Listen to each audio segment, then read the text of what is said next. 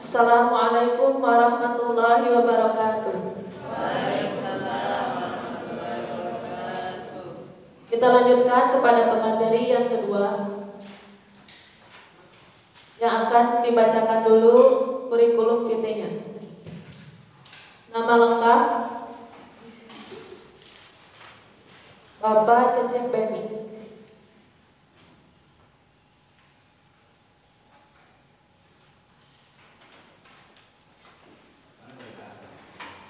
Nama lengkap Bapak Cecep Beni.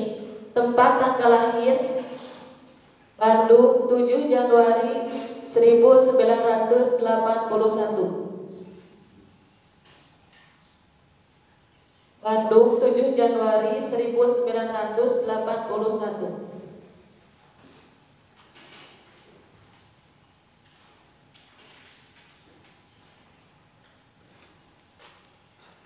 Alamat Kampung Ciburangsek, Kampung Pangauban, Desa RT 1 RW 5. Kampung Pangauban, RT 1 RW 5. Desa Pangauban, Kecamatan Batu Jajar, Kabupaten Bandung Barat.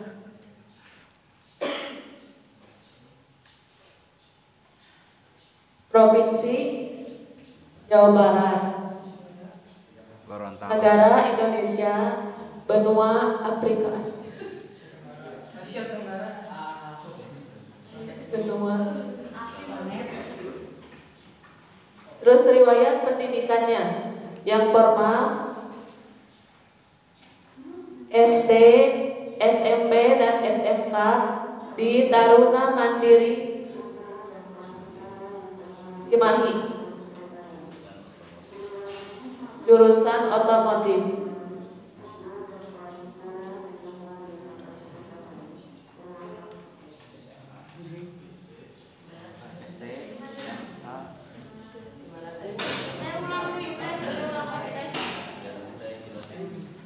Lanjut kuliah di STAI Sabili Bandung. Kuliahnya di STAI Sabili Bandung. Pengalaman organisasi.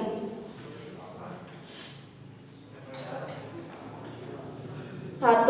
Ketua GP Ansor Kecamatan Batu Jajar dan Satkoryon Banser Batu Jajar.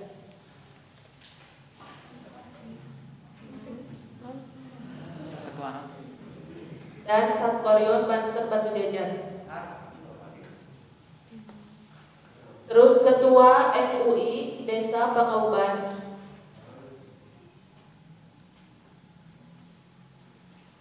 Ketua Partai PKB Kecamatan Batu Jajar.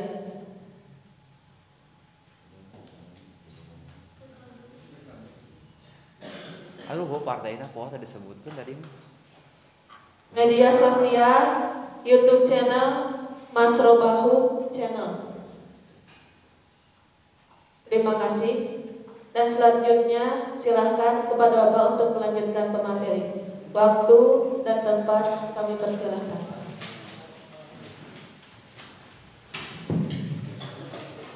Assalamualaikum warahmatullahi wabarakatuh.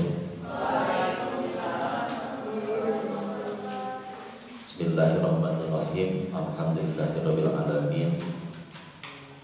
Wassalatu wassalamu ala sayyidina wa maulana Muhammadin wa ala alihi wa sahbihi ajma'in. Qala rabbi ishrah li sadri wa yassir li amri wahlul 'uqdatam min lisani yafqahu qawli wasubha ala qalbi sya'abi barakatin fi hikmati maulana al-hakim fa'ahkamah. Bismillahirrahmanirrahim.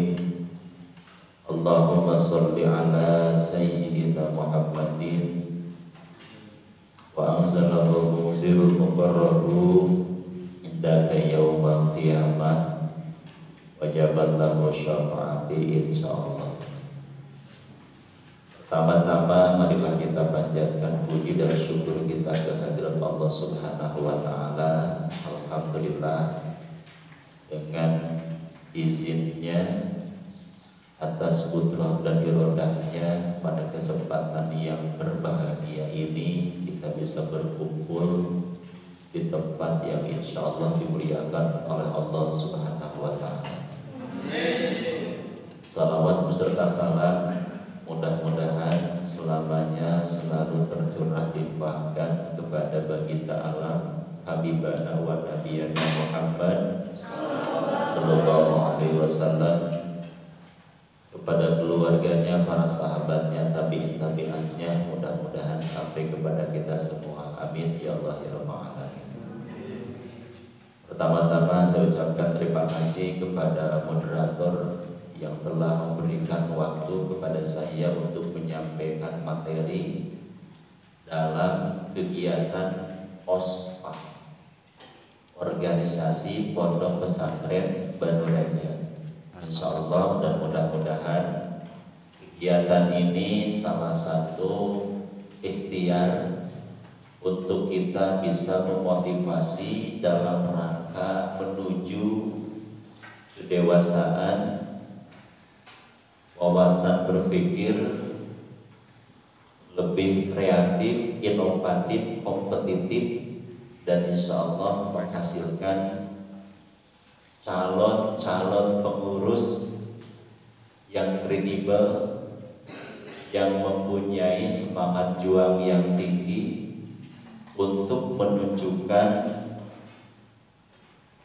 citra dan kualitas atau mutu pesantren yang lebih baik, khususnya di Pondok Pesantren Banu Raja. Saya sangat tertarik dengan kegiatan ini. Kenapa? Karena organisasi atau berorganisasi adalah sebuah keniscayaan yang mesti harus dimiliki oleh semua orang. Kenapa? Karena jika kita tidak berorganisasi dengan baik, tidak berorganisir dengan baik, maka yang baik itu akan kalah dengan keburukan yang terorganisir.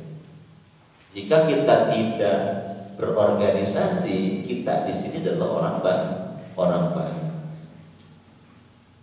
Keburukan akan mengalahkan kebaikan yang terorganisir. Jadi kalau dibolak-balik, kira-kira kata-katanya ya seperti itu. Baik tidak berorganisasi akan kalah dengan keburukan yang berorganisasi. Keburukan berorganisasi akan seolah-olah benar manakala mengalahkan atau kebenaran tidak berorganisasi. Bagaimana cara membedakan organisasi yang baik dan yang buruk? Itu bisa dilihat daripada eksistensinya di masyarakat. You understand? Tetapi insya Allah materi yang akan dibawakan oleh saya bukan itu. Tadinya saya mau membawakan materi tentang etika berorganisasi, tapi dilihat itu porsinya terlalu autofis, terlalu melangit. Tapi khusus untuk di lingkungan atau ranah pondok pesantren ini cukup dengan siapa sih kita? Siapa kita? Siapa saya? Siapa kita? Kita adalah santri. Nanti kita bahas. Makanya insya Allah materinya menjadi seorang santri. Begitu ya. Baik, tadi sudah diperkenalkan. Nama saya Cecep Beni. Ya, Cecep Beni. Kalau lihat di YouTube mungkin sudah tidak asing ya. Kalau lihat di YouTube sudah tidak asing, karena alhamdulillah beberapa waktu kemarin saat ini, terutama di bulan Ramadan ini, saya mendapatkan tugas untuk mengisi sanlat syarat streaming. Nanti kalau kalian melihat juga maka di salah satu sekolah negeri yang ada di Kota Cimahi, di SMK Negeri 1. Alhamdulillah. Mudah-mudahan ini berkah. Satu. Terus yang kedua, kenapa sedikit-sedikit YouTube, sedikit-sedikit YouTube. Nah ini sebagai santri, karena saya juga santri, kalian harus tahu Kenapa? Karena yang namanya dakwah itu di zaman sekarang, ya, medianya itu tidak hanya terlepas dari jamaah ke jamaah secara langsung, apalagi di musim pandemi seperti ini, secara virtual pun, ya, virtual itu jarak jauh, itu semestinya bisa dilakukan. Kenapa? Karena dakwah tatap muka seperti ini waktunya sangat sempit, terus kesempatannya sangat terbatas. Maka dari itu silakan dakwah melalui YouTube. Channelnya kan gratis ya, terus subscribe-nya juga gratis. Maka kalau mau lihat nih, mumpung promosi saja, lihat di channel YouTube-nya Mas Robahum Channel, double S, Mas Robahum Channel. Mudah-mudahan bermanfaat. Baik, kita lanjutkan anak-anakku sekalian. Apa itu santri? Ada yang tahu? Apakah itu santri itu akronim? Atau santri itu adalah objek? Atau bisa jadi santri itu subjek? Yang jelas santri itu bukan akronim. Akronim itu sebuah kata yang terbentuk baru dari sebuah singkatan santri. Santri, kalau ustadz bahkan akronim ya, ustadz usaha tara anak deres, kira-kira begitu. Plesetan. Bukan sebetulnya. Tapi Pak ustadz anaknya banyak-banyak, ya yang banyak. Kalau yang sedikit Pak anaknya ya sedikit saja. Itu akronim. Kalau santri bukan akronim. Santri itu adalah bisa subjek juga bisa objek. Subjek dalam artian santri adalah sebagai pelaksana. Pelaksana apa? Pelaksana dalam ranah projek lillahi ta'ala, projek langsung dari Allah Subhanahu wa ta'ala. Pelaksana apa? Pelaksana pencari ilmu. Seperti itu. Maka dari itu usabab kurang mas santri ini ngerti sudah? Ya, ngerti sudah ya? Usabab santri kita harus tahu kita itu di mana, kita di mana. Terus jabatan kita ya, santri mah nggak punya jabatan. Di mana-mana juga santri mah tidak punya jabatan. Yang jelas santri itu adalah salah satu manusia yang sedang dalam proses penempaan. Apa itu penempaan? Pembentukan. Makanya kesimpulannya kalau jadi santri harus mau, lo mau dibentuk apa, lo tinggal ngikutin aja, jangan banyak protes. Lo mau dibentuk nih ahli fikih, ikuti saja. Ya, jangan ini mah aneh, masa ada santri tidak mau tunduk sama aturan. Masa santri yang sedang ditempa punya aturan sendiri, wah itu mah nggak benar. Makanya banyak santri yang gagal. Bagaimana santri yang gagal? Ya, kalau santri yang gagal, santri yang tidak punya kompetensi keilmuan di bidang agama, carios natos masantren, pulang ke rumah nggak bisa apa-apa. Kenapa? Karena dia santri yang punya aturan sendiri. Contoh, waktu ngaji dia tidur, tapi emang santrinya ya begitu. Pikirannya apa? Pikirannya tidur, main, ya main. Santri juga banyak yang main. Sampai-sampai ada yang tubrukan di rumah. Sampai hari ini motornya juga belum diambil. Kata saya, udah tuh ambil saja. Kenapa harus nunggu selesai motor yang itu? Saya tanggung jawab. Nggak apa-apa, ambil saja. Nanti aja Pak kalau udah selesai. Itulah santri yang gagal, yang punya aturan sendiri. Kalau santri yang tidak gagal, yang tidak punya aturan sendiri, masya Allah akan sukses. Pengen menjadi orang sukses di pesantren itu tidak gampang. Dengar gak? Itu yang di belakang. Dengar gak apa yang saya sampaikan? Harus tahu, harus paham. Orang yang sukses, orang yang punya nama. Oh, saya juga sudah punya nama ya, tapi nama kamu belum punya nama. Orang yang punya nama, orang yang terkenal, orang yang masyhur nantinya di masyarakat, katakanlah orang-orang hebat, orang yang mempunyai kompetensi keilmuan agama yang luar biasa, itu tidak mudah didapatkan. Tidak cukup dengan hanya tidur ngapalkeun, tidur ngapalkeun, tidur ngapalkeun, ngaji, tidur ngapalkeun, ngaji, tidur ngapalkeun, ngaji. Tidak cukup dengan itu. Ada apa? Ada salah satu rahasia yang sangat luar biasa. Apa rahasianya? Kasarnya, lu jangan punya aturan sendiri. Kalau di pesantren, kalau ingin sukses, artinya lu, bahasa lu di sini kasar menurut bahasa kita, tapi lembut menurut orang yang biasa menggunakannya, begitu ya. Jadi khas di daerah tertentu. Kamu jangan punya aturan sendiri. Artinya harus tunduk taat kepada siapa? Kepada guru yang mempunyai aturan sendiri. Insya Allah kalian sukses. Yos nggak domin Yos? Tahukah tokoh, salah satu tokoh pendiri Nahdlatul Ulama siapa? Hadratus Syekh Kiai Haji Hasyim. Dalam sebuah riwayat, Hadratus Syekh beliau itu nyantren di Syekhona Khalil Bangkangan. Dalam sebuah riwayat beliau itu disuruh oleh kiai, oleh syekhona itu untuk ngangon menggembalakan kambingnya ke hutan. Tiap harinya begitu terus, begitu. Tapi apa yang dilakukan oleh Hadratus Syekh Kiai Haji Hasyim Asy'ari?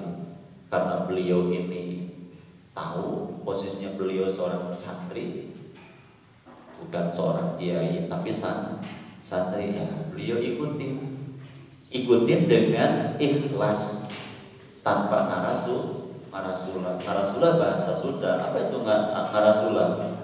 Tanpa kukulutus. Of the meaning kukulutus. Kukulutus itu adalah kertek dina jero hati, alias tidak rindu, begitu. Beliau menggembalakan kambing, sapi setiap hari begitu ke hutan, sampai-sampai si hewan gembalanya itu gemuk.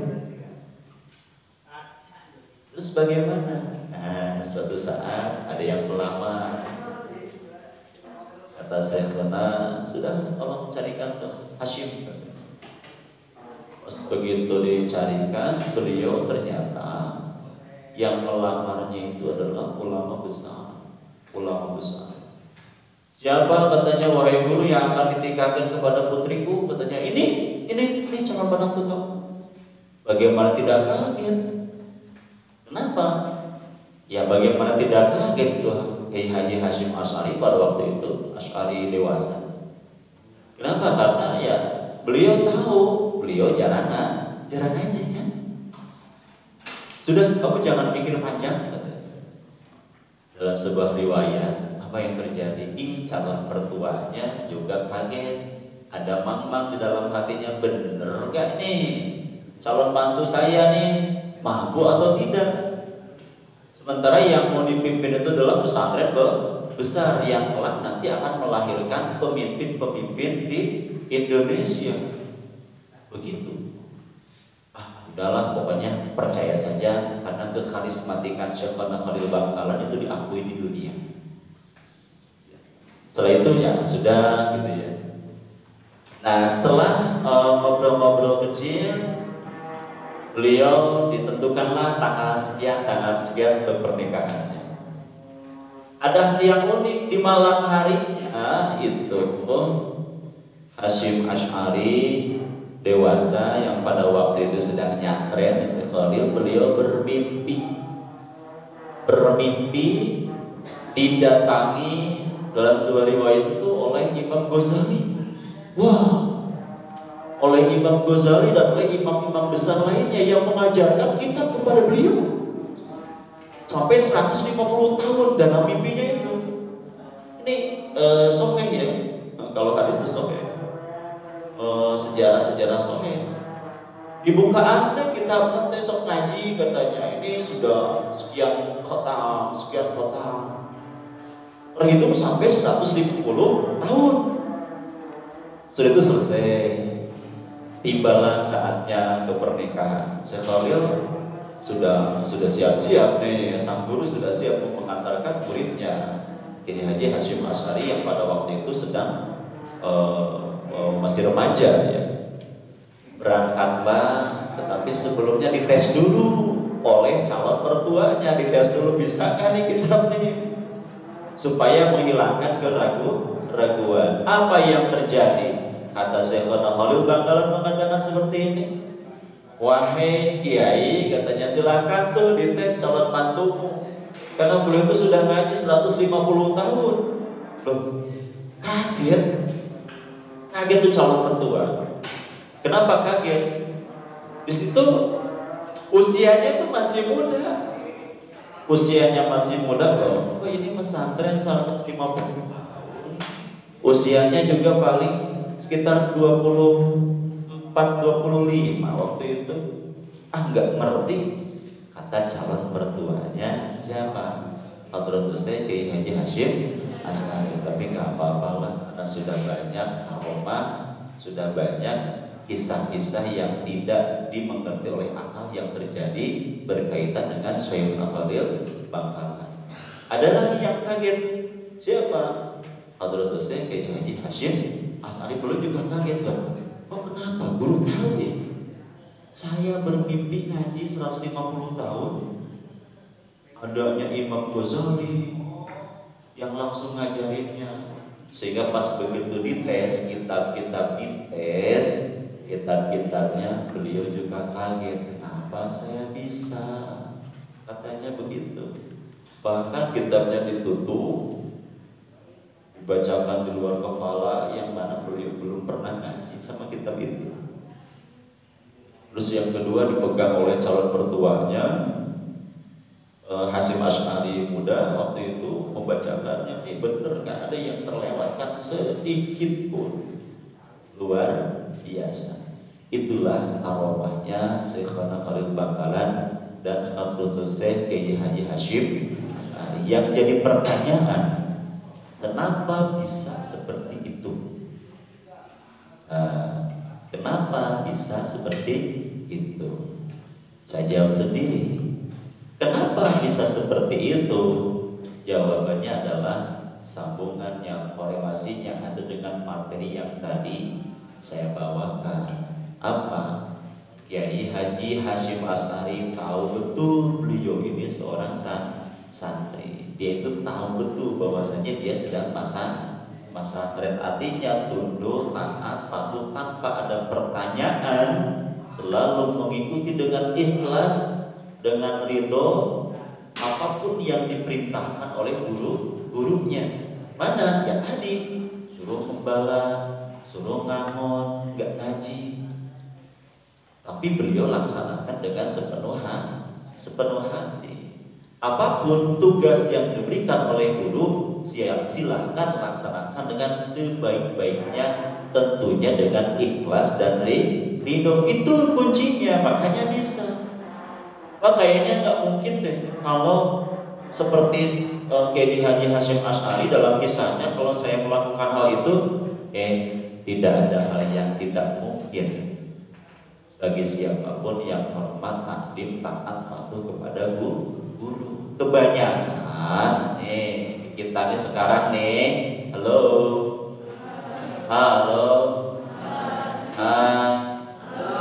semangat. Yang tidur nanti suruh nyanyi ke depan.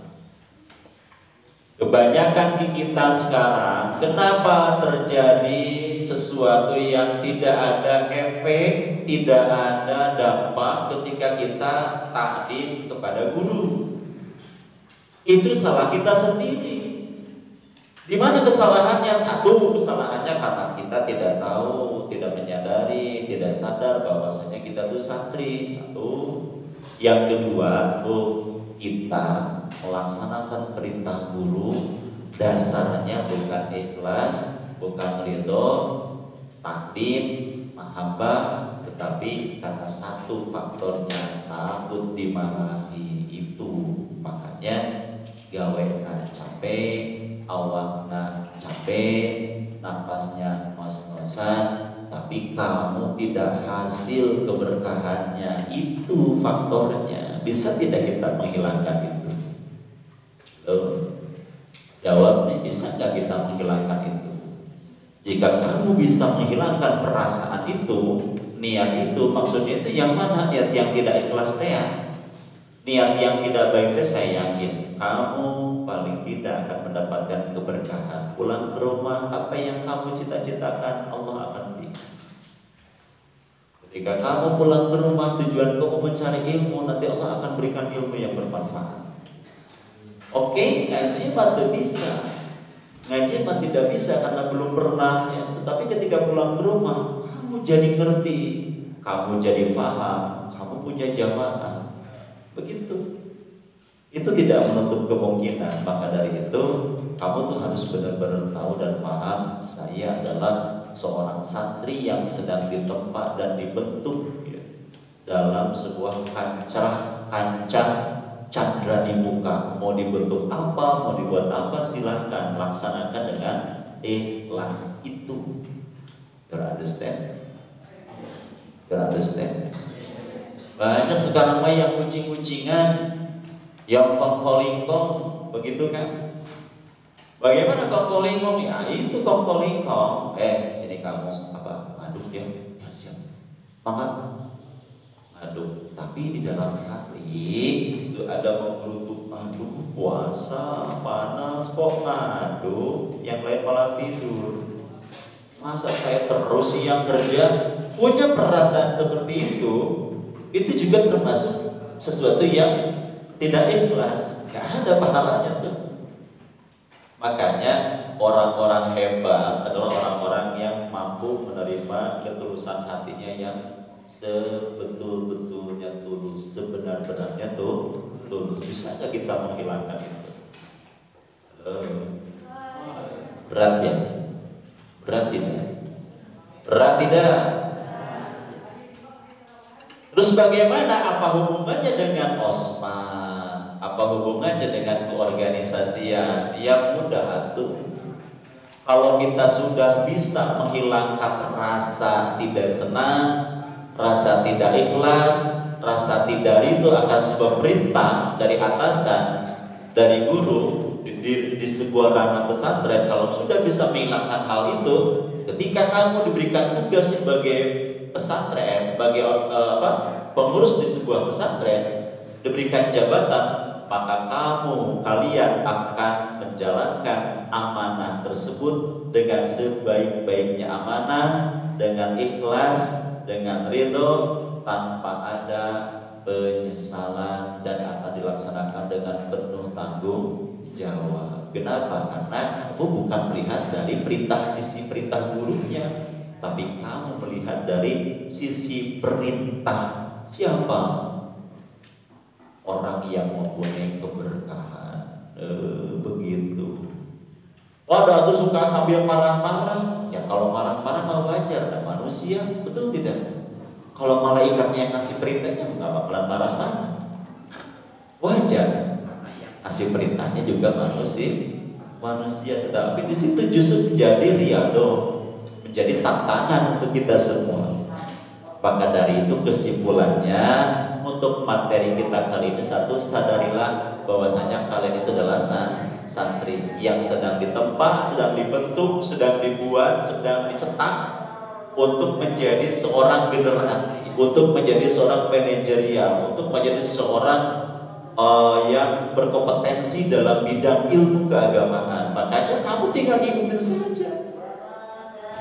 Satu. Yang kedua, kamu itu harus coba berusaha selalu positive thinking. Apapun yang diperintahkan, apapun yang ditugaskan, lakukan dengan sebaik-baiknya, dengan ikhlas, dengan ridho, tanpa ada penyesalan, tanpa ada sisirikan, kalau istilah Sunda, lakukan dengan sebaik-baiknya. Kenapa? Karena itu menjadi pupuk buat kamu semuanya. Sudah terasa. Siapa? Salah satunya saya.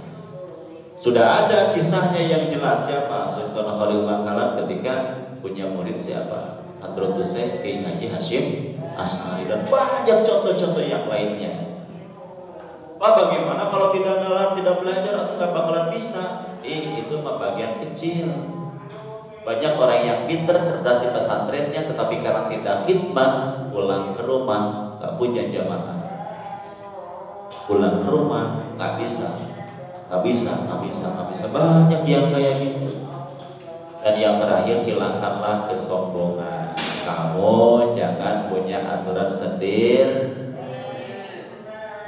Jangan punya aturan main sendiri di pesantren mah. Bagaimanapun juga kamu jadi pengurus, kamu menjadi rois, kamu menjadi seksi pendidikan, apapun yang kamu lakukan dan sebagainya harus selalu dan serta-merta berkoordinasi dengan guru dan bersinergi dengan pengurus yang lain.